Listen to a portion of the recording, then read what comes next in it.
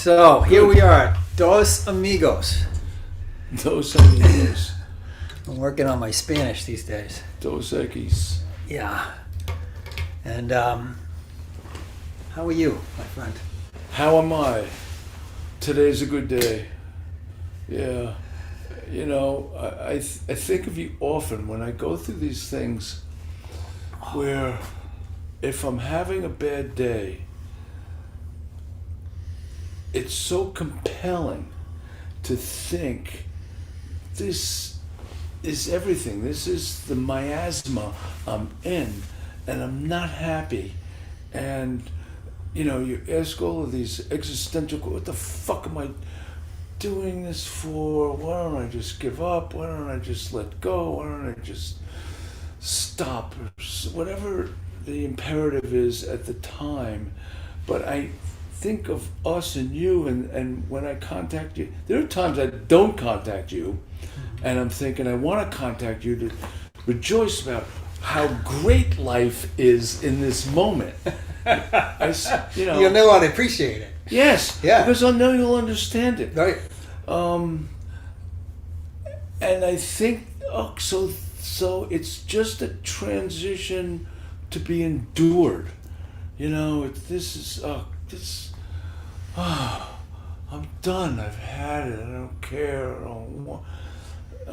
And then the next day, I go out and it's, you know, fresh air, and it's tranquil, or it's beautiful, or it's something to be appreciated. And I realize that listen to me, people, no matter where you are or how bad it is in the moment, in real time, that's transient. It was better before, which is instructive, and it will be better after. And a lot of what you're enduring is happening to you. You're not cause. Well, I don't know about cause. Cause is a whole nother thing. That's all. That's a whole course. But cause is to be accepted, absorbed, and understood as something. You know, okay, I'm here now. It's real. I'm being honest with myself. I'm not being artificial. At this point in my life, you and I have learned how to not be artificial, or not be artificial for long. And you just need to understand, okay, accept it, and be at peace with it. That's simple and difficult. You know, I go to the beach with more regularity, and I smoke fine cigars. Life's too short to be smoking White Owls. I smoke fine cigars, and I sit there. I sit there often, just in my T-shirt. Yeah. And it can be chilly. It can be windy. It can, like this weekend, I'm sitting out there. It was like 50 degrees. Okay, fine. Probably chilly. It's a little breezy. And I'm sitting out there in my T-shirt. And people aren't you cold? Don't you need? And every once in a while, someone who, you know, I'm there with regularity, and the people that walk or jog or have their dogs out there are there with regularity. Right, They so you guys know each other. You're You're the guy in the T-shirt when it's 40 degrees. No, it's not the T-shirt. It's the guy sitting on the bench smoking the cigar. Okay. And every once in a while, someone will engage me, and I'll be very polite, and, you know, in a rare once in a while, they'll sit down and we'll talk. And they go, you know, and I say to them, I'm getting back to the point now, aren't you cold? Don't you mind? There's a trick. What's the trick? The trick is not minding. And it goes back to what I was just saying. That's very simple, and it's very difficult. It takes practice to not mind. And there's a certain, I don't know, I don't want to say, there's a certain transcendence that comes with that. Absolutely. Not minding. And if you can do it and hold it, the holding is the hard part. If you can do it and hold it, you're at another level. So I can do that. I can do that in the cold. I went to school at Syracuse. Mm-hmm. Never owned a coat. People thought I was out of my mind. So that's where my training began, a very long time ago. You may have a little bit of a masochistic streak, you know. No, it's yes. Well, I understand that interpretation. It's not punishing. It's no, but there's it's defiant. I'm not it's saying it's a right. defiance. It's not meant as punishment. It's meant is there can be a pleasure in uncomfort, in discomfort. I mean, people do find pleasure in discomfort sometimes. You know, there's a pleasure in being able to accept it, sure, and knowing how to accept it, and that is helpful in your life because there's going to be more discomfort than there is comfort. That's a good question. More discomfort. I mean, isn't that an interpretation of reality? You know. Well, I mean, if you look at reality, life is. It's in that the glass full, glass half full, glass half empty thing. Life is more uncomfortable than it is comfortable. No. I wouldn't say that's true for me in my life. Really? Oh, absolutely not. I feel blessed most of the time. Most of the time, I'm feeling like, wow. You can feel blessed and uncomfortable at the same time. Sure, but those discomforts are quite fleeting, as you know.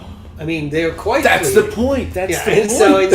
So then you're back. So is comfort. And then you're back to wow. You know, and then you're back to wow. Oh, so here we are. You know, and here we are, present tense. Right. So I'm not saying that. I mean, listen, I'm blessed in that I don't have chronic illness or pain. Yeah. But I have pain and illness, and I have emotional pain all the time. All the time it's happening. But you can recognize it and go, oh, okay, here's sadness, or here's frustration, or here's Is that fear. how you're dealing with this recent loss? To some extent. I mean, you can't be doing that yet. I mean, I don't know exactly. I mean, in the sense of, like, I've been going through a lot, and it's been incredibly interesting, and it's been incredibly beautiful. Help us understand. What you mean by. Well, one of the things you said earlier, which caught my ear, was that this is what is happening to me. It's happening. You said to you. It's happening to you. It's happening. It happens to us. I would disagree. Wow. With that, okay. And this is key. Okay. This is key. It sounds key. Okay. Because it is just happening. You are the observer. You are just the observer. And you're in it. And you're in it, but you're having feelings, but much of your feelings come from an interpretation of the reality. Yes. The reality is just happening. Your perception. And it's not happening to you in some personal way, like, I am going to heap God isn't pissed at me. Upon Norman right now. That is not how the world works. It's not Joe. There is cause and effect. So you can hit your thumb with a hammer, and there's going to be pain, right. involved with that. So you were the prime mover. Yeah, right. But there's lots of things where we say something or do something that makes other people who we care about angry or upset, and now we're feeling this pain of maybe I did something wrong or I did something hurtful. That's cause and effect. There's cause and effect there, right? But you can also sort of just say that, okay, this pain that's coming back to me is the way this person is interpreting what I just did. It's your interpretation of what they're interpreting. You're putting yourself empathetically in their shoes. Right. Yeah. Yeah, you're probably very accurate about it. In their shoes, that, okay, what I said or what I did upset their perceptions of reality and how they would like reality to unfold. And so now I am dealing with the pain of knowing that I disrupted their perceptions of reality, and so and we have to. But you can redress that if you're aware of it, and you can offer up a way to be understood better. Absolutely, because you can stay centered, So, I've learned this in spades from my family. Okay, say that again. I've learned this in spades from my family. In spades. Spades. What is it? A term of, in plentitude or something like that. I'm not sure exactly. It means like I've learned it many times from my being with my family of origin, which is a beautiful and amazing family. So to start this up, my father died a little over a month ago, and the whole process of the last, as I was telling my professor in graduate school recently, I was saying, well, I'm never going to forget this semester because it has been... Has nothing to do with you. Right. They've been great. I'm in a counseling program, and so they've been very understanding, which is very nice. That's the program you need to be in. I still have to do the work, but they've been very understanding. But this has been a semester like no other, in that I've had 3 relatives in my family die, including my father. And so, yeah, this has been big. And big. And new. And talk about the extremes of beauty, sadness, vulnerability, loss, gratitude. I've been on the full gamut. So being in it, yeah, with the wisdom and experience that you have and that you bring to it, has any of it surprised you?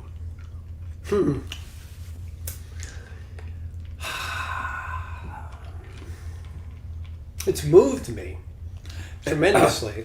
But that's different. Is that your answer to my question? Yeah, that's when I was trying to think about whether I've been surprised by it. No, I don't think I've been surprised. I think I've been deeply moved by it. And what it's done is it's stretched my boundaries of reality, of understanding. What? Well, it's just that... Understanding what? Understanding how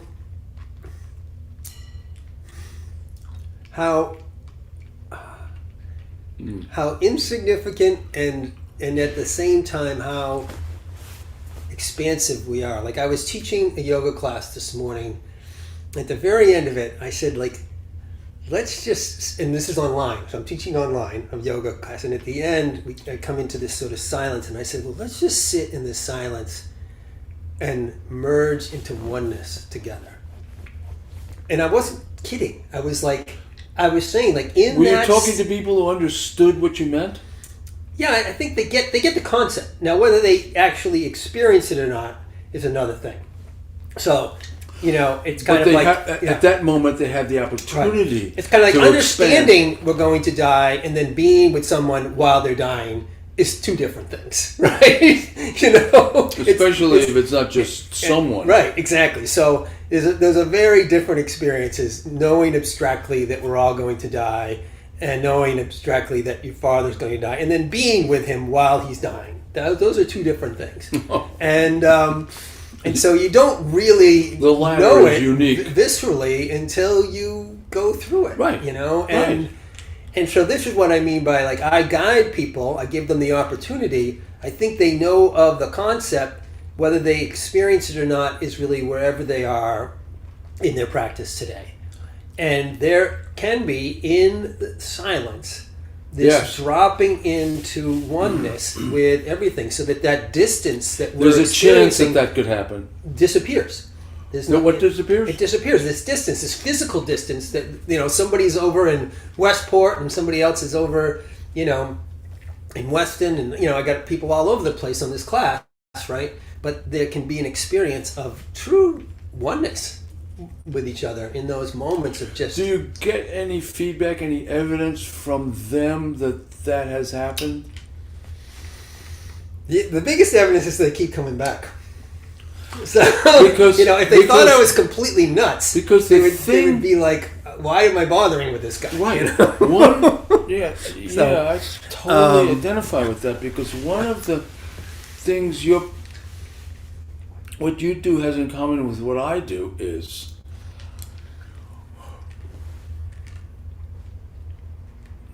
nobody feels responsible to feed back to us, thank you. In my practice, people move in therapeutic ways, in constructive ways, surely by virtue of my guidance, shepherding. And anything that gets expressed is, and I would reinforce this, is they did it. When there's no movement, when there's stagnation, when it's just repetitive, same patterns over and over, and there's no movement, well, I internalize that's my fault. So either it's my fault or they succeeded. Nobody is validating me but me. Now, maybe you're not interpreting everything. I mean, well, I if they keep coming back, they're I know I'm good, you. And I need to hear that I am. And then it's not said. It's I tell you, you're good all the fucking time. It sustains me. It sustains me. But it's the same thing with you. Mm-hmm. And what you do, no? You're your own main validator. Well, yes. I mean, I think that this is, we're back into the egoic functioning here. And yes, I agree that I'm not that enlightened. I agree that the ego exists, and I agree that it's helpful in many occasions. Show some appreciation. I mean, we couldn't drive on 95 without our ego, so it's very helpful. However, it is very problematic spiritually, and I go back to. Wait a minute, that's a huge statement. It's problematic spiritually. Yeah. I think it is. Because we keep identifying with the self all the time. And we need accolades. And we need, if this is happening to me. And, if we just take me out of it, then it's like, okay, here it is. Here are the cards. Here's the whole enchilada. That's abstract. You can't take out of it if you're working with other people that are relying on you. I can tell them to stop focusing so much on themselves. Like they're too focused on themselves. Do you ever? Surely you say that sometimes, yeah. Oh yeah, absolutely. That's fraud. I can't say that. I mean, listen. I think we're caught up in things working out a certain way. That is problematic. Okay? Expectations, unrealistic expectations. This is all about me. I would like this, and why isn't the world cooperating with me? The world doesn't know. The world doesn't give a shit. The world doesn't care. The world is. But the problem is people externalize the blame for why their expectations are here and reality is here. That gap is where the suffering is. Right. That gap is where the suffering is. And unless you understand that you are the source of that gap, you're fucked. If you're externalizing the blame, get the world up to where. Right. I mean, if you're lying in your bed and your hips are hurting and and all this sort of stuff, and you're sitting here going, "Why is this happening to me?" You're fucked. Okay, because it's just happening. It's just happening. Right. And what are you going to do about it? And now what are you going to do? Well, maybe I'll take an Advil, or maybe I'll just lie here, or maybe I'll go see a doctor, or it will change. This is the other thing. It will change. Yes. Okay. Of course. We started this conversation about that. It will change on its own, all by itself. It's always changing. Right. So you don't have to do anything, and it will change. Yeah. You don't perceive it. They're changing. Things are always changing. Always changing. But they accumulate until they pop into your awareness. I mean. Yeah. Here's the breath I was looking for. Yeah. It's like the more we can let go. So you're with go. somebody, and you realize, okay, I'm in a sticky wicket with this person right now. The best thing you can do is to let go. The absolute best thing you can do is to let go. Tell others what you mean by that. Because there's somebody out there who's going, oh, that sounds right. What does What are you that mean, talking and about? how do I do it? Tell them. How do they let go? I've been with you doing yoga, and at the end of the sessions, one of the sublime instructions when I'm in some altered place is let go, let go. Let go, And let go. I just- Please let go. And that is one of the, what do I want to say here? That is one of the, it's a gift instruction. Oh, yeah. That let go, oh, it's permission to let go. It's somebody acknowledging, not only is it, can you do it, but it's a good idea to do it. And forgive me for using this word because I've talked in these sessions about this word before. You should strive to let go. To let go. Letting go is the gift. It is the What gift. do you mean by that? I know what you mean when you're talking to me. Yeah. Because you're plugged into me. Mm-hmm. So maybe it's an individual thing. No, I think it's a pretty universal thing because, What does it mean? it means we're hanging on to something. We're hanging on, ultimately, we're hanging on to life, right? And so we're hanging on to living. Because we were born. Because we were born, and since we were born, we're going to die. But we get caught in this notion of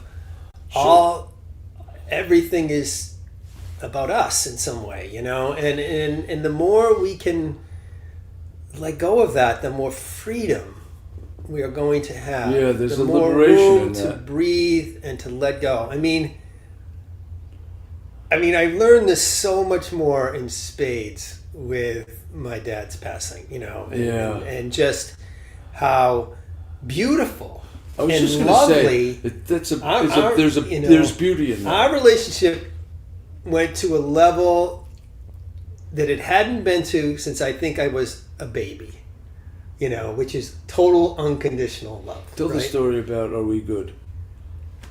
Yeah, so Which was in the eulogy. First, I want to share with you the poem I wrote at the very end. Okay, yes, you wrote that? I wrote that. Wow. So I want to share that. I'm going to share it in my newsletter tomorrow too. But I wrote this. You need to set it up about what it is and that you wrote it, and if you can capture where it came from. Well, we've talked about before how my father and I had a amazing and sometimes tumultuous relationship. Sometimes, where we were really not seeing eye to eye. Oh, but we also had amazing experiences, like amazing. And as a child. As a child, many times as a child, but as an adult too, we also shared some really beautiful bonding adventures, outings, projects, all kinds of things. So, but we also ran into trouble on a number of occasions, and they mostly had to do with power and control. Clashes. Clashes. And they were difficult, very difficult. So in the end, in the last few days, a few things happened. One is, so there was this moment about a week before he died where I came in and I said, "How you doing?" And this is here. They had just decided. Where was he? He was lying in bed, in a hospital bed now, in his bedroom. Right. Okay, go ahead. And they had just decided the day before to go to hospice, to move to hospice care. And did he know that? Oh yeah, they made this. And he knew what that meant. He knew what that meant. But he had never, like a few weeks before that, he was talking about how he didn't see this as a fatal event. I'm not dying. I'm not dying. No, this is just another phase and another thing, and another bump in the road, and another bump in the road. And in a few weeks later, he's now accepted that he is dying. And so I come in and I say to him, "How you doing?" And he's lying down. I'm standing beside him, and now you realize in this moment.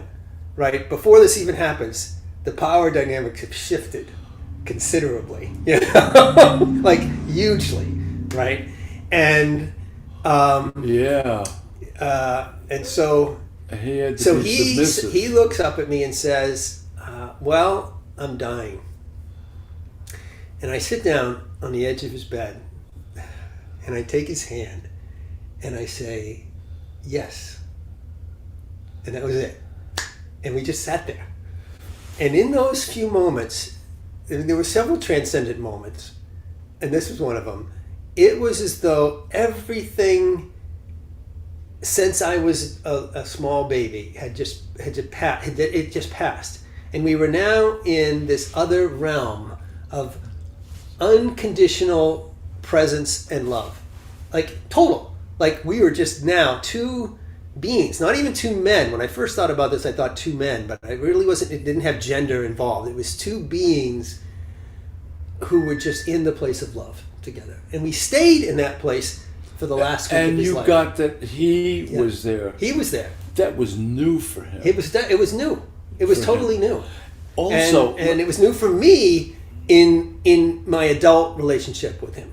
You know, I mean, I'd had experiences like that, I think, when I was a child with him, but not since I've been an adult. That was that unadulterated love. I mean, without agenda. And so that told me something right there. And I remember my only... What did it tell you? The only anger I had during the whole aspect, the whole thing. I wasn't angry about him dying. I wasn't angry about it. I was angry that it took him being on his deathbed to get enlightened, for us to get enlightened. Yes. I'm not blaming him completely, because I needed to get enlightened too, and I still do. But we got enlightened and together. And we stayed that way until the end, until he died. And that was brand new for him. It was like... You bring that to the table, you bring that potential to the table with whomever you are. From what I know about being with you, is that, and what I want to say about that is that were I you, I would think he finally gets who I am, A, and B, the value of the choices I've made that have led me to where I am. That what I do can involve this pure spark of spirituality that's at the heart of being human, that he resisted seeing, no matter how many ways you tried to justify your choices. He had other expectations. Right. I mean, we were caught in what my step-uncle Richard says most relationships are, I should say, based on power, but maybe they are. I mean, there's power. I realize, it is. It's just a lot. It's going on a lot. People are, and I think in family relationships, that's definitely true. Yeah, family, political, religious, doesn't matter. So they just and I'm not saying this to I feel a little guilty, or I feel a little like, okay, I'm not trying to throw my father under the bus. He was an amazing person and an amazing man and did an amazing amount of good things in the world. Really, like, extraordinary, over the top. We had a complicated relationship. And he was unkind to you. That's not throwing him under the bus. There were moments where I felt that he was unkind to me, yes. Yeah. Yeah. And that is antithetical to the role of dad, period. I don't, again, listen, I think that there's just so much going on with people, and they're trying to control how reality shows up, right? They want reality to show up in a certain way. Most people do, and they will use a whole list of things and skills to try to get what they... So it's about that gap. Right, so first they start off, usually, I've said this before, people start off being nice. I'm going to try to get you to conform to my level of reality by being nice to you. But no, a lot of, even Donald Trump. I mean, people who've met Donald Trump say when they meet him, he's totally charming, right? Well, that's part of his pathology. But that's not how he will go to other means. Yeah, that's in the service of him. Right. So exactly. But this is, again, this is important. You're missing the point here, Coast. I don't want to spend too much time pathologizing my father and my relationship. Oh, no. What I want to do is say that, the more you are attached to me, the more you are attached to my perspective, my version of reality, my ambitions, the more suffering you're going to create for yourself particularly in your relationships, and so it's the more you can just hold lightly, and that doesn't mean we don't lightly, like a feather. Doesn't mean we don't have our goals and aspirations or intentions. Like somebody I was talking today about going back to graduate school, and where, in this notion, even being in graduate school it's like a means to an end, right? It's getting on the horse. It's a pure means to an end. But I'm not. I know it can be in and of itself an experience. It could be the education. Right. So I'm here because everybody needs some structure in their life. You need to get up in the morning and have things to do, right? And so I happen to have graduate school right now, and amongst other things that I'm doing, which are considerable. But But am I saying, well, then I'm going to get a job, and then I'm going to get a private practice, and then I'm going to... I'm like, whatever happens out there is going to happen, right? Right now, I'm focused on passing my classes, which I'm behind in because of everything that's going on. You are advocating for the wisdom of not going from high school to college to graduate school. You're advocating for the wisdom of... You have brought yourself to graduate school at a time when it is probably way more useful to you than it is to the 30-year-olds among whom you are training. I'm in a different place, and this notion of career is pretty tangential to what I'm doing right now. Right. And I get it. Most of the 30-year-olds are focusing on their career. I'm focusing on what kind of person do I want to be, and how do I want to become, and how does these skills and knowledge help me to be the kind of person that I want to be. What you want to do. I'm learning things, I'm taking Spanish as well, so it's like, okay, I want to learn things that are going to enhance my reality. And then hopefully enhance your reality, as well. If they choose to cross your path. Right, it's not that it doesn't have any external goal, but it's really about how do I keep growing and serving, and how I do that, and where I do that. How do I become more valuable should somebody sit with me? Right, exactly. Yeah, that's a really good. How do I become more valuable if someone should sit with me? Right. And I feel like, okay, this is actually the best use of my time right now. I could be doing other things. I have to tell you, this is the best use of my time. I have to tell you, I'm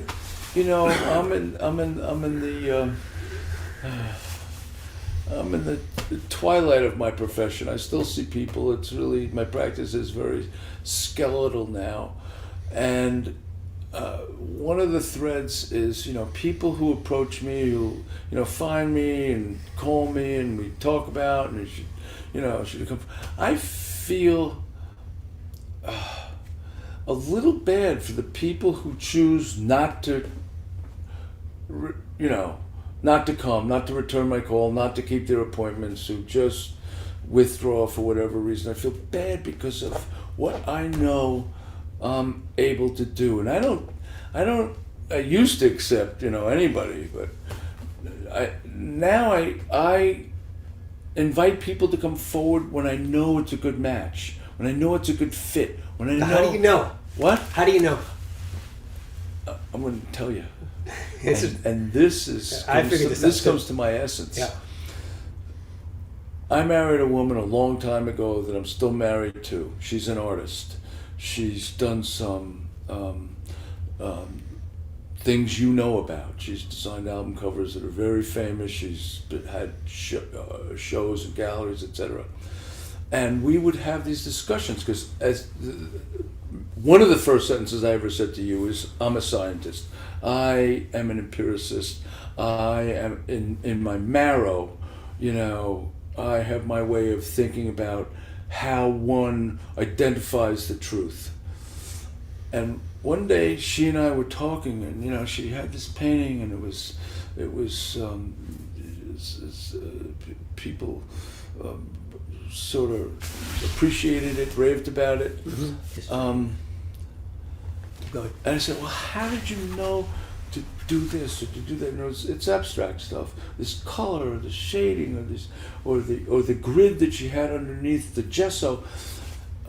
She said, simply, like, what kind of idiot are you? I just knew. I never had that experience as a scientist that I just know. Fast forward 40 years, I can now, thanks to her invitation to do so, and for my tolerance to better understand when someone says, I just know, which you just said. Yes, and that's as valid. When you say you know something, it's as valid as when Darwin said, I know we came from the apes. He showed it empirically in ways that I accept. It's the truth. But she's saying, oh, I just knew that was cerulean blue. Of course, that was right. Just as valid to say you know.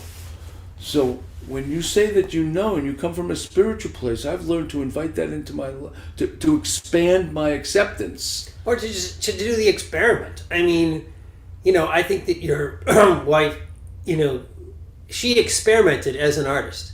And when you do enough experiments, then you start to know things, right? I think you start to know a really good point. By the fact that, I've put these colors together before. And it doesn't work. And this didn't work, and this did work, and so now, and so it does come from experience, our knowing. Right. It's not just a hunch. And hopefully it's not something I saw on the internet, It's like that AI generated. It's kind of like, as I said before, you don't really know what electricity is until you stick your finger in the socket. Then you know what electricity is, And so it's like, I know what electricity is because I've stuck my finger in the socket, and boom, now I know what it is, And so you have to have some, I think, when people say I know something, they can be just making shit up, that. So, but not people right. with your experience yeah. or my experience. If we say we know something, that has gravity to it. Right, because I realize that I don't know a lot, Well, that's what we say. You and I boast. We know a great deal about very little. And we know where the lines are. I was asking about how you know which clients to take, because, I just know. The ones that turn me on are the ones who are at kind of a crossroads and ready for awakening in some way. That's where I am now. You have paid attention enough and been in the moment enough to see it when you see it. Right. To know it when you see it. Because I've been around it enough for myself and with other people that I know when people are ready to start exploring another way of looking at reality.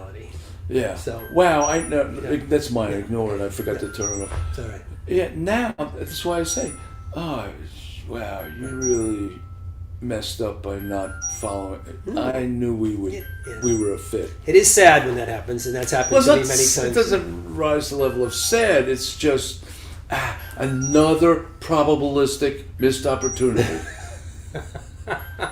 Well, no? I think that's you married sad. This one, not that one. Yeah, I think it's sad when it happens, because again, if your commitment is to our evolution as individuals and as a species, and somebody misses the chance to evolve, then there's some sadness. It's too bad. It's a loss.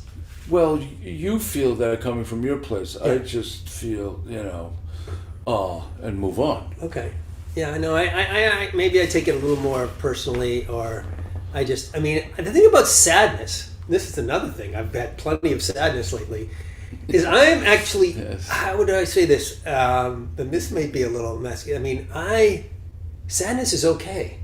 Sadness there's an aliveness in sadness which accentuates beauty that is actually quite awesome. And so I think when we're feeling feelings of loss, or feelings, of even remorse. It's like which is a little different, but it accentuates another side of us that appreciates life in a way that is extraordinary. Like we just realize what a gift we are to be alive and to be experiencing the full range. I mean, loss is the counteraction of love. I mean, we love, and everything is leaving, and so when it does leave, it's sad, and so that's because we loved it or them, and so it's okay. It's part of right. the cycle. It has to be okay, right? And but we often do things to try to avoid this, or push back against being, it. Or sad, or we feel overwhelmed by sadness, and we try to pretend like it's not happening. Yeah. When actually we can just let it fill us, and as we get filled by it, we expand out, and actually everything. I mean, that's why I'm saying, like, much of this experience has been extremely beautiful. And because you're in a place where you're ready to accept it. It's a matter of acceptance as opposed to... And that's why I go back to getting rid of the happening to me. This isn't happening to me. It is happening. When you're focused on... I'm too focused on myself as well. This is happening to me. Well, to me is... I'm feeling sad. There is ego. sadness. Like, get away. Separate out the me from the experience.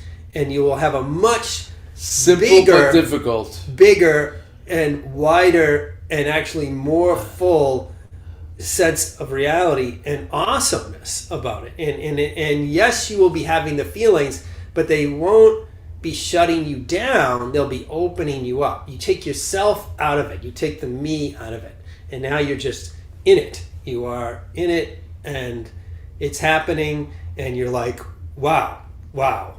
And you're not taking it when something comes at you. You really, and sometimes this is super hard. This is the hardest when something's coming directly at you with their sadness or anger, and they're kind of like, and this happened too while this was all going on, to me. And to be like, okay, I can empathize with this and hold because when I'm taking it personally, that's the me coming back in, right? Like, okay, this is... Are you aware of that in real time? Yeah. I'm aware of it. So that's enlightened. And so it doesn't mean that I'm not still struggling with it, but I'm aware that this is, some dynamic of control and some other stuff going on here. And but everybody is projecting. Remember that, everybody, including us, our stuff all the time, and to try to get reality to conform with the way we prefer it. Or the way we think it should go. Or need it to go. Well, again, that needing it... we believe we need it to go, but that's the delusion. That's the lesson to be learned if you can learn it. I didn't need it after all, because here I am. You don't need it to go anyway. Right. I mean, there's nothing that we actually... I mean, I was talking to somebody, about Lao Tzu, and, his number one piece of advice is, if you want to be happy, simplify your life, and I mean, he said a lot of other really cool things too, but I think that's the one that always sticks with me.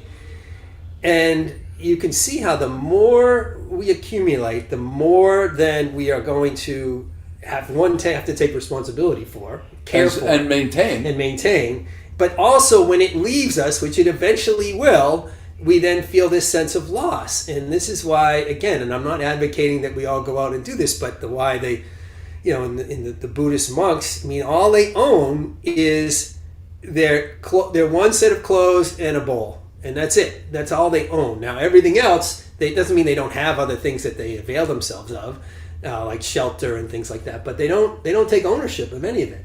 Now, we're not going to do that. I get that. But the simpler we are, the freer we are to be present, and we're not worried about, am I going to lose this or am I going to lose that? We are, and the more we sustain tranquility. Yeah. And so, and what happens in relationships is people they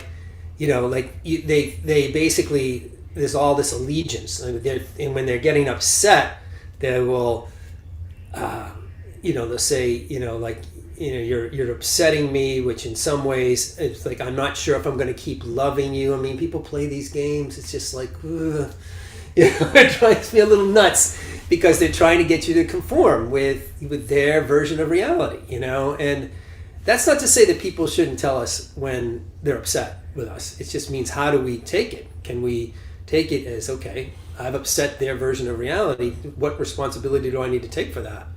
And sometimes we do have to take responsibility. Sometimes we do shitty things. I mean, I'll put my hand up for that, and I've made plenty of mistakes. But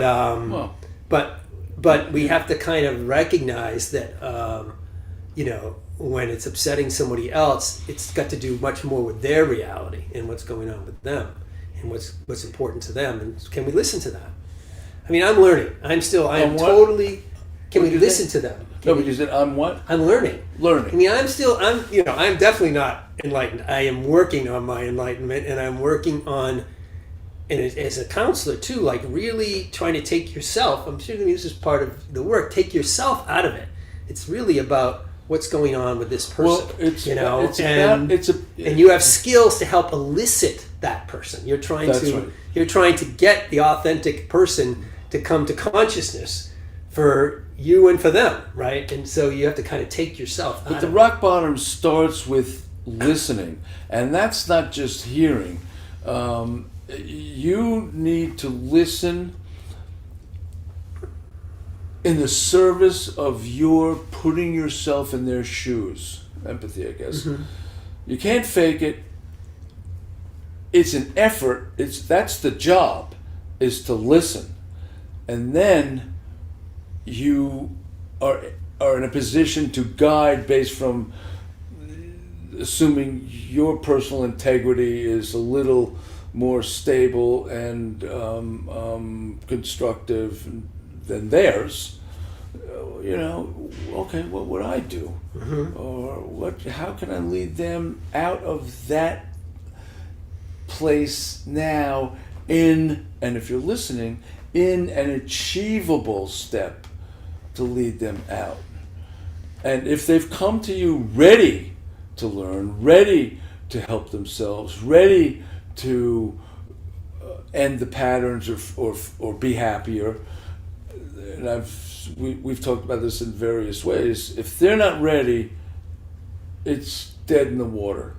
If they're ready and you're the right person, it's a good fit, you can lead them to those achievable steps.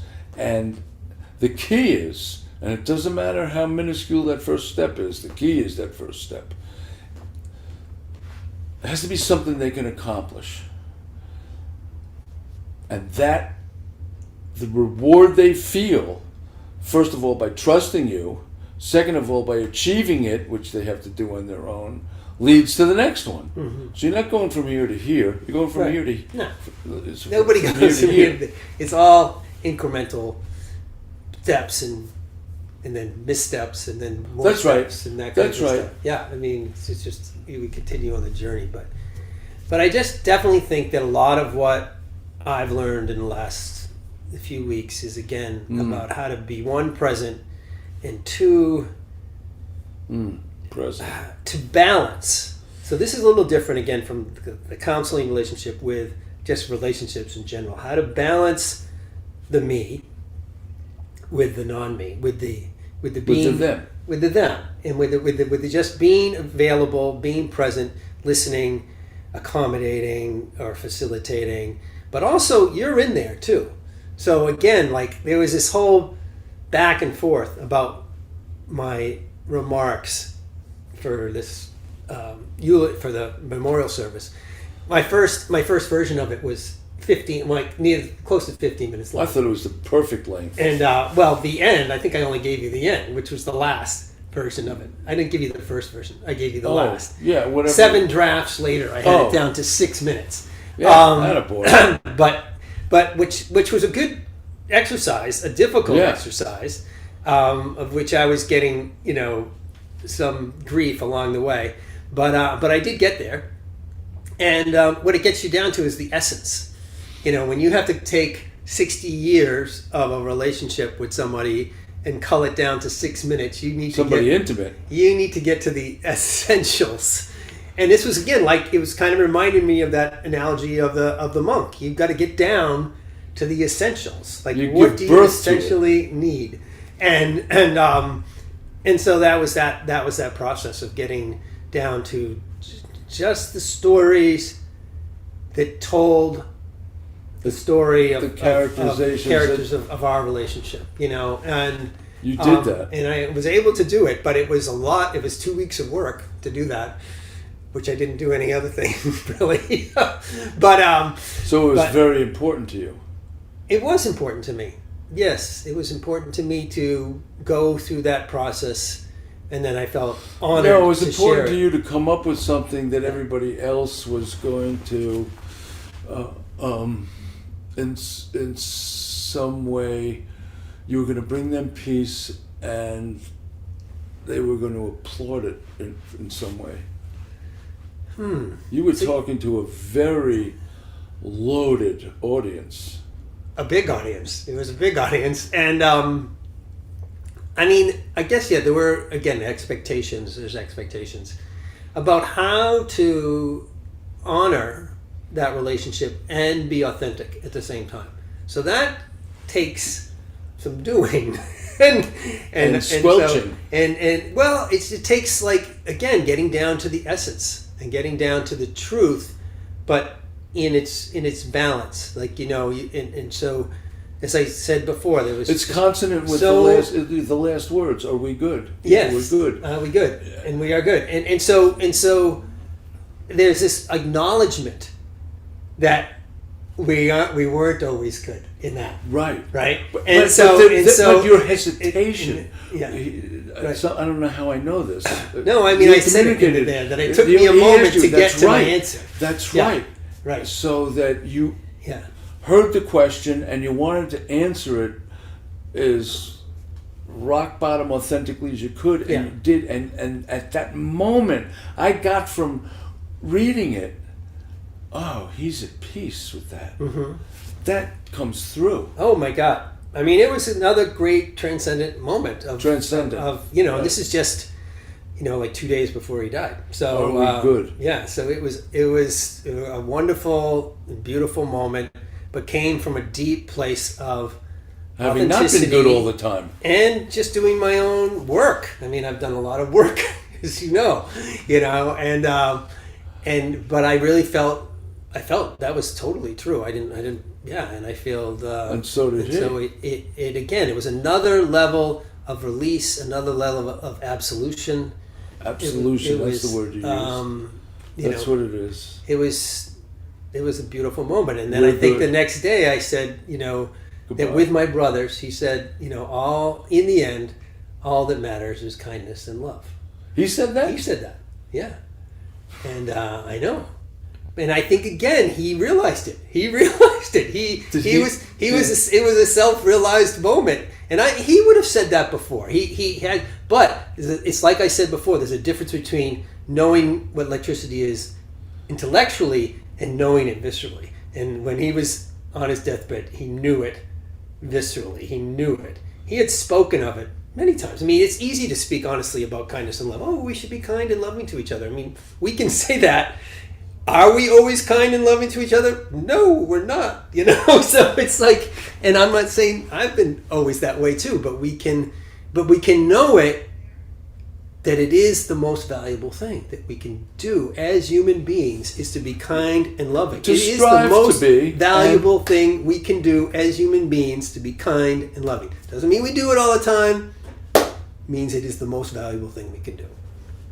And so, but at some point you have a visceral realization of that. And that's why I said, from that moment where I came in and we acknowledged he was dying to the time he died, we were in that bardo, we were in that place of unconditional love. And it was just, and you created the room for that to happen. You need to understand, he wasn't coming to that by himself, without you and all you have been and all that he may have been critical about. He let go of that to connect. Yeah, he let go. That's the key. He let go. And I mean, there was a lot of things that conspired to make that possible. One of which was my stepmom's saving his life 2 years ago when he almost died of a heart attack. So, had she not saved his life, we would have had this 6 days together, right? And it would have been unfinished forever. It would have been a little bit of unfinished business there, which again, I would be in therapy processing, but, but again, I mean, we had this closure that was as good as it gets, and right. So I feel totally blessed. Yes, this is what I mean by here is my father dying and I am being blessed at the same time. This is going on. And so it's, and there wasn't any, why is this happening? Or woe is me, this is happening. It is, I mean, this was an almost 88-year-old man who was passing away. And so, these are the jokes. These are the jokes. These are the cards. And what I was just so grateful for is to be present, to be there, and to be really awake, available, really there.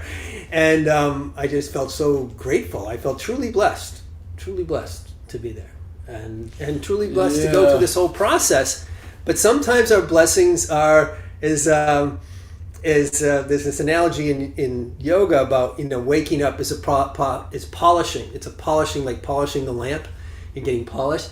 Problem with polishing is an abrasion. It's it's inherently uncomfortable to shine, and so there is this kind of like, okay, how much of this can I take? But at the same time, it's like, you can keep taking. Here we go. You can just keep, as long as you stay out of the judgment, as long as you stay out of the why is this happening to me, or this shouldn't be happening, or this should be different than the way it is. It's like you can actually keep taking. Shut up. Keep taking.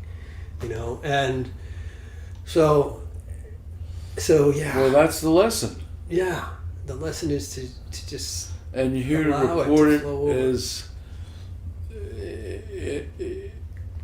in a way for us to understand it as best you can and as best we can. But it's like you say, we haven't stuck our fingers in the socket. So we're gonna have to wrap this up. Yeah, I know you have to go. Yeah, I have to go. But do you want to hear the poem before I go? Yes. Okay. You ready? You know it? Well, I wrote it. So okay. I wrote a letter 2 hours ago. Well, I mean, I think I know it by heart. So it's not that long. So it's so here it is. It's so this is the very end of my remarks, and I say, a final poem from my teacher, father, and friend. Seasons. We are deep into autumn now. The frolicking and dramas of summer recede to memory. Sunlight lengthens and fades.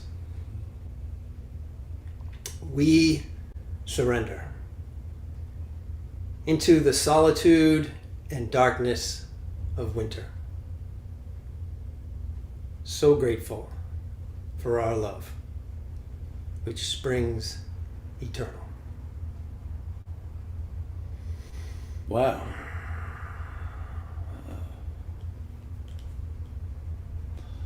Yeah, I love the imagery. I love the feeling.